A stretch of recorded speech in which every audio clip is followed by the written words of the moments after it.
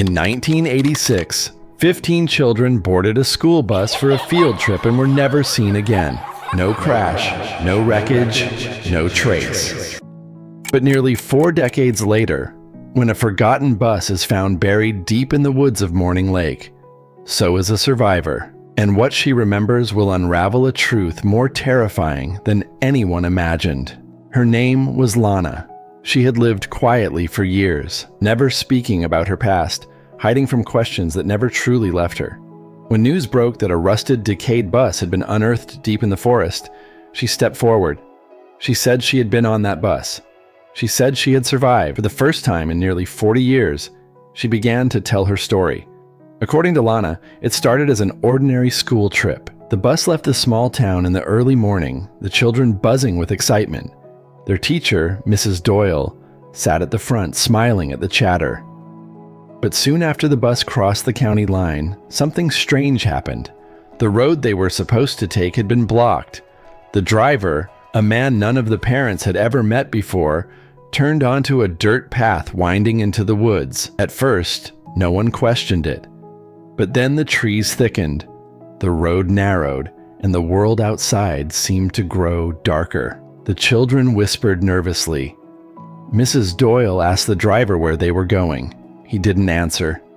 And then, without warning, the bus lurched to a stop. The engine cut out. Silence. The driver stepped off without a word and disappeared into the trees. When he didn't return, fear settled in. Hours passed. And then night fell. That's when Lana said the voices began, at first faint. Whispers outside the bus, then footsteps. Shapes moving just beyond the windows, too fast, too tall to be ordinary. The children huddled together, crying. Mrs. Doyle tried to keep them calm, but even she was trembling. Something was circling the bus, something watching. The first to vanish was a boy named Caleb. He had been sitting near the emergency exit at the back. One moment, he was there. The next, the door creaked open, and he was gone.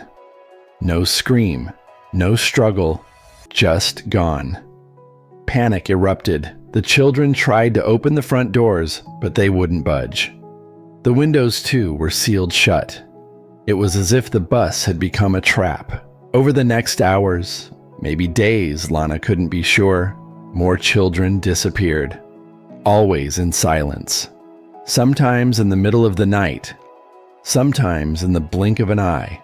She swore the bus itself seemed to change, stretching longer, its aisles darker, as if it wasn't a vehicle at all, but something alive.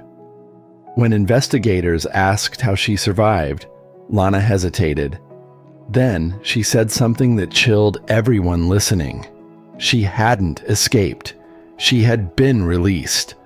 According to her, on the final night, only she and 2 others remained. The whispers outside grew louder, chanting in some language she didn't know. The front doors finally opened, but what stood beyond wasn't human. She described tall, pale figures with hollow eyes, waiting. They stepped onto the bus, walked past the children, and stopped in front of her. One reached out a hand, and then nothing. She woke up alone, lying in the woods at dawn. The bus gone. The other children gone. For years, she kept silent. No one would believe her, and she feared speaking would bring it all back. But when the bus was finally uncovered, buried under soil and roots, she knew the truth couldn't stay hidden. Inside the unearthed bus, investigators found disturbing evidence. Shoes lined neatly under seats, personal belongings untouched, and etched into the walls, strange symbols, circles, intersecting lines, repeating patterns. In the driver's seat, a journal. Pages filled with scribbles, dates, and one recurring phrase. They are not children. Do not open the door. The journal seemed to confirm Lana's account.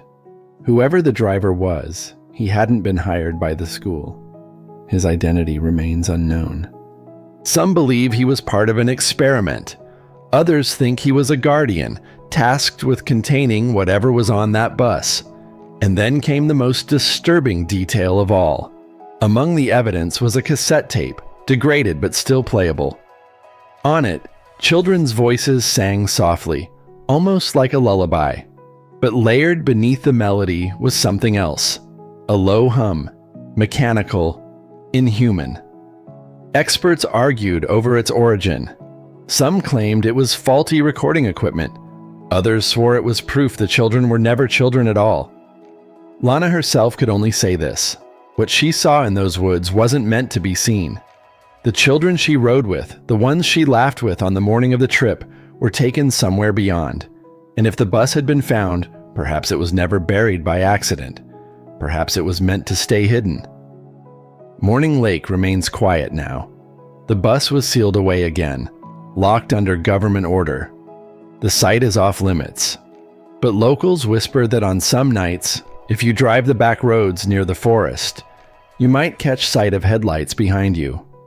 A bus, rusted and silent, keeping its distance. And if you look too long into the windows, you might see them. Faces pale, eyes hollow, still waiting.